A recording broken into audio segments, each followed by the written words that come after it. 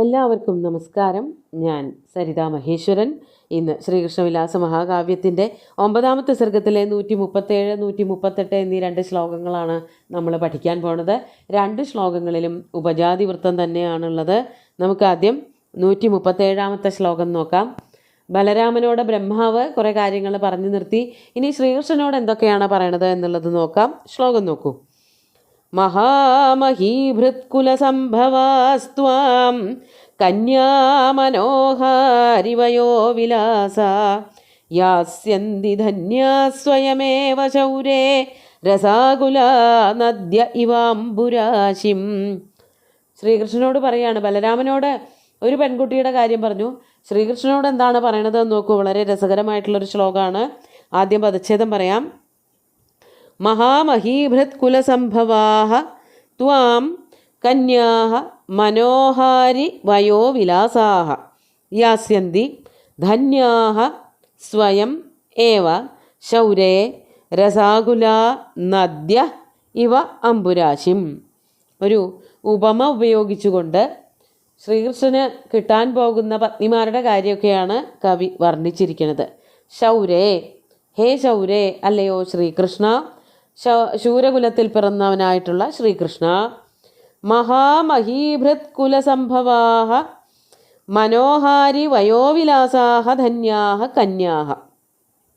ധന്യകളായിട്ടുള്ള കന്യകമാർ. ധന്യകൾ എന്ന് പറഞ്ഞാൽ മിടുക്കികൾ, നല്ല കഴിവുള്ളവർ, ഭഗവാനുമായിട്ട് ചേരാൻ സാധ്യതയുള്ളത് കൊണ്ട് കൂടിയാണ് അവരെ ധന്യകൾ എന്ന് പറയണത്. അവരാരൊക്കെയാണ്? മഹാമഹീഭൃത്കുലസംഭവാഃ, വലിയ വലിയ രാജാക്കന്മാരുടെ കുലത്തിൽ പിറന്നവരും. മഹാമഹീഭൃത്കുല സംഭവാഃ, വലിയ കേമന്മാരായിട്ടുള്ള ഉത്തമന്മാരായിട്ടുള്ള രാജാക്കന്മാരുടെ മക്കളായിട്ട് പിറന്നവരായിട്ടുള്ള കന്യകമാർ. മാത്രമല്ല മനോഹാരി വയോ വിലാസാഹ, മനോഹാരി, വളരെ സുന്ദരമായിട്ടുള്ള വയസ്സും വിലാസവുമുള്ളവർ. അതായത് അവരുടെ പ്രായവും ഏറ്റവും യോജിച്ചതാണ്, മനോഹരമാണ്.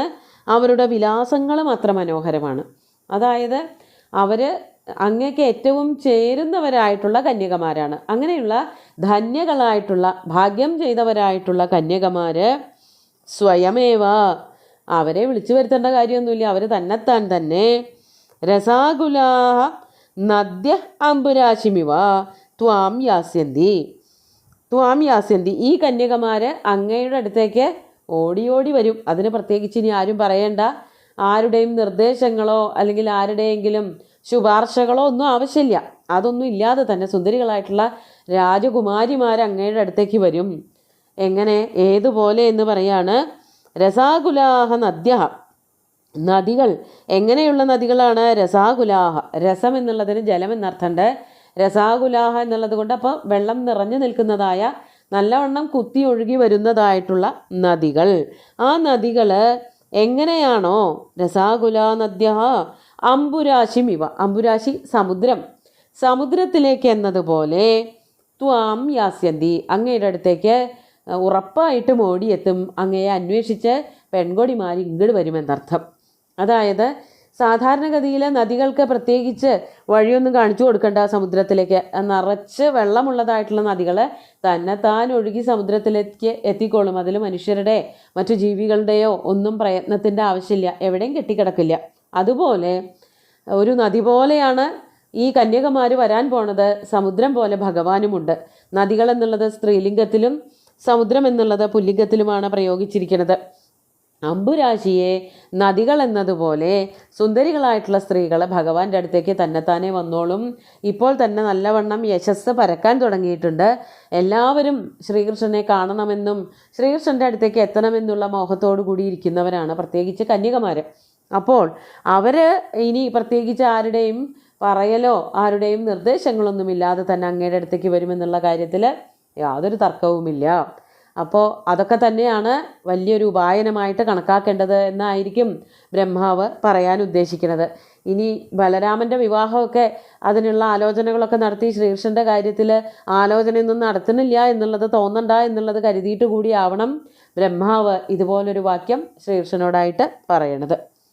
നമുക്ക് 138ാമത്തെ ശ്ലോകം കൂടി നോക്കാം.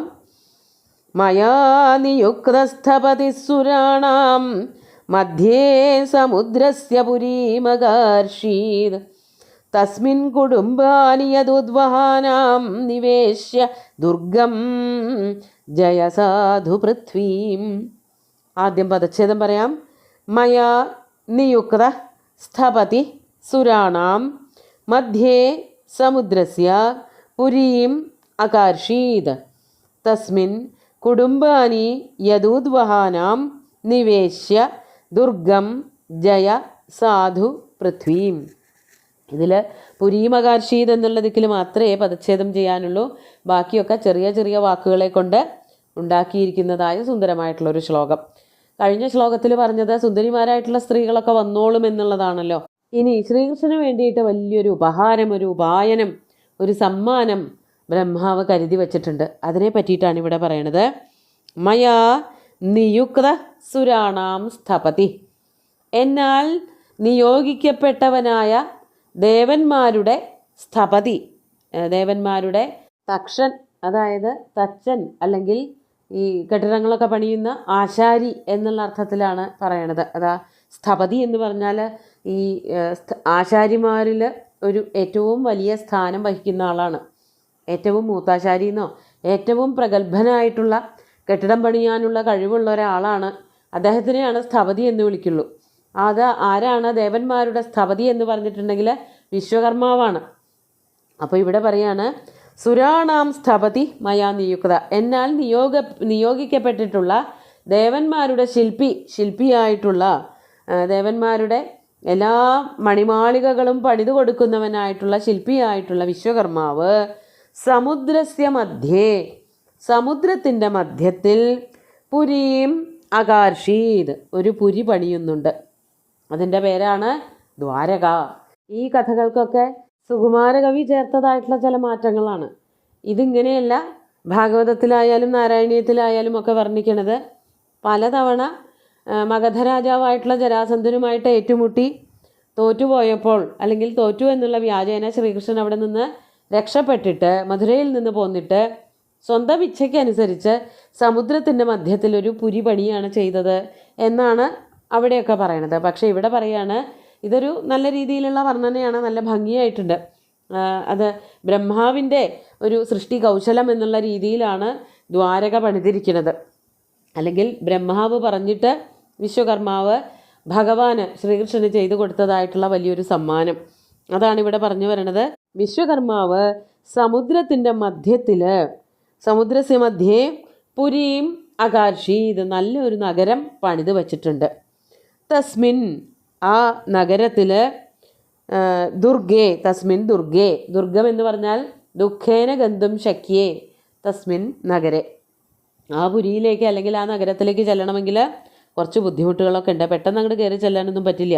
വളരെ സുന്ദരമായിട്ട് നിർമ്മിച്ചിട്ടുള്ളതും സുരക്ഷിതമായിട്ടുള്ളൊരു സ്ഥാനത്ത് നിർമ്മിച്ചിട്ടുള്ളതും പല ദുർഗങ്ങൾ കൊണ്ട്, പലതരത്തിലുള്ള കിടങ്ങുകളും അതുപോലെ തന്നെ സുരക്ഷാ മാർഗങ്ങളെ കൊണ്ട് വലയിതമായിട്ടുള്ള ആ ദ്വാരകാപുരി, അവിടേക്കാണ് ഇനി നിങ്ങളെല്ലാവരും പോകേണ്ടതെന്നാണ് ബ്രഹ്മാവ് പറയണത്. തസ്മിൻ ദുർഗേ യദൂദ്വഹാനാം കുടുംബാനി നിവേശ്യ പൃഥ്വീം സാധു ജയ, അവിടേക്ക് യാദവന്മാരെ മുഴുവനും മാറ്റി താമസിപ്പിച്ചിട്ട്, യദൂദ്വഹാനാം കുടുംബാനി, ഇവിടെ ശ്രീകൃഷ്ണനും ബലരാമനും അവരുടെ കുടുംബം മാത്രമൊന്നുമല്ല, യാദവന്മാരെ മുഴുവനും തന്നെ ആ ദ്വാരകയിലേക്ക് മാറ്റിക്കോളൂ. ഇവിടെ മധുരാപുരിയിൽ ഇനി താമസിക്കേണ്ട, യാദവന്മാരൊക്കെ താമസിക്കേണ്ടത്, അല്ലെങ്കിൽ മധുരാപുരി യാദവന്മാരുടെ സ്ഥലമല്ല, ശ്രീകൃഷ്ണൻ്റെ അമ്മ വീടാണല്ലോ, അമ്മാത്താണല്ലോ, അമ്മാവനായിരുന്നല്ലോ കംസൻ. അപ്പോൾ യാദവന്മാർക്ക് സ്വന്തമായിട്ടുള്ളൊരു പുരി, ഒരു നഗരം ഉണ്ടായിരുന്നില്ല, പറയാൻ തക്കവണ്ണം ഒരു നഗരിയൊന്നും ഉണ്ടായിരുന്നില്ല. അതാണ് ബ്രഹ്മാവ് പണിത് കൊടുത്തതെന്നാണ് ഇവിടെ കവി വർണ്ണിക്കുന്നത്. അങ്ങനെ ദ്വാരകാപുരിയിലേക്ക് നിങ്ങളെല്ലാവരും കൂടി പൊയ്ക്കോളൂ. അവിടെയാണ് ശ്രീകൃഷ്ണൻ്റെയും ബലരാമൻ്റെയും ഒക്കെ കുടുംബങ്ങൾ ഇനി വാഴേണ്ടത്. അതാണ് യദൂദ്വഹാനാം കുടുംബാനി നിവേശ്യ, അവിടെ കൊണ്ട് താമസിപ്പിച്ചിട്ട് പൃഥ്വീം, ഭൂമിയെ സാധു ജയ, നല്ലവണ്ണം ജയിച്ച് ഭരിക്കൂ, നല്ലവണ്ണം കൊണ്ടു നടക്കൂ. ഈ ഒരു രാജ്യത്തിന് അല്ലെങ്കിൽ ഈ ഒരു ഭൂമിക്ക് ഭാരങ്ങളൊന്നുമില്ലാതെ ഭംഗിയായിട്ടത് മുമ്പാക്കം പോവട്ടെ. അതിൻ്റെ ഒരു ജീവിതം, ആ ഭൂമിയിലുള്ള ആൾക്കാരുടെ ജീവിതമൊക്കെ സുരക്ഷിതമായിട്ട് മുമ്പാക്കം പോകട്ടെ. അതിനു വേണ്ട നടപടികൾ ഭഗവാനെ അങ്ങ് സ്വീകരിക്കൂ എന്ന് ബ്രഹ്മാവ് ശ്രീകൃഷ്ണനോട് അതുപോലെ തന്നെ ബലരാമനോടും കൂടി പറയാണ്. ഇവിടെ ഈ ഒരു ദ്വാരക എന്നുള്ള പുരി ശ്രീകൃഷ്ണന് മാത്രമുള്ള ഉപായനമല്ല, അതിൽ ബലരാമനും പെടുന്നുണ്ട്. ഇവർക്ക് രണ്ടുപേർക്കും കൂടി കൊടുത്തിട്ടുള്ളതായ വലിയൊരു സമ്മാനമാണ് സമുദ്രത്തിൻ്റെ മധ്യത്തിൽ വിശ്വകർമാവിനെ കൊണ്ട് നിർമ്മിച്ചതായിട്ടുള്ള ദ്വാരക എന്നു പേരുള്ള പട്ടണം. അവിടേക്ക് എല്ലാവരോടും മാറി താമസിച്ചോളാൻ, യാദവന്മാരോടൊക്കെ താമസിച്ചോളാനാണ് ബ്രഹ്മാവ് പറയണത്. ഇങ്ങനെയൊക്കെ ഈ ഒരു സർഗത്തിൻ്റെ അവസാനം എത്തുകയാണ്. ഇനി 2 ശ്ലോകങ്ങൾ കൂടിയേ ഉള്ളൂ. അത് അടുത്ത ദിവസം കൂടി നോക്കിയാൽ ഈ ഒരു സർഗം പര്യവസാനം അതിൻ്റെ അവസാനത്തിലേക്ക് എത്തുകയാണ്. ഇതിൻ്റെ വ്യാഖ്യാനത്തിൽ എവിടെയോ പറഞ്ഞിരുന്നു ശിശുപാലൻ്റെ കഥയൊക്കെ പറയുമെന്ന്. അത് തെറ്റി വന്നതായിരിക്കണം.